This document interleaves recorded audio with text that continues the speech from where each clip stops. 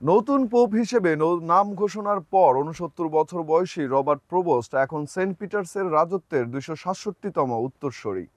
তিনি পোপ চতুর্দশ লিও নামে পরিচিত হবেন।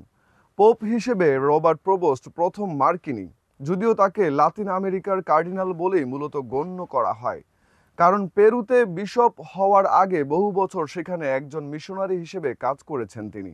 ১৯৫৫ সালে শিকাগো শহরের স্প্যানিশ ও ফ্রেঞ্চ ইতালীয় বংশোদ্ভূত মা বাবার ঘরে জন্ম গ্রহণকারী প্রবোস্ট ছোটবেলার গির্জায় পুরোহিতের সহকারী হিসেবে রোমান ক্যাথলিক চার্চে কাজ করতেন এবং ১৯৮২ সালে যাজক হিসেবে অভিষিক্ত হন। ৩ বছর পর পেরুতে চলে গেলেও নিয়মিত যুক্তরাষ্ট্রে ফিরে এসে যাজক হিসেবে কাজ করতেন তিনি। নিজ দেশে পেরুর প্রান্তিক জনগোষ্ঠীগুলোর সঙ্গে কাজ করা ও তাদের মধ্যে সংযোগ স্থাপনের সহায়তার জন্য শ্রদ্ধার সঙ্গে তাকে স্মরণ করা হয়। তিনি পেরুর উত্তর পশ্চিমাঞ্চলের ট্রুজিলা শহরে ১০ বছর একজন প্যারিশ যাজক ও সেমিনারির শিক্ষক হিসেবে কাজ করেছেন।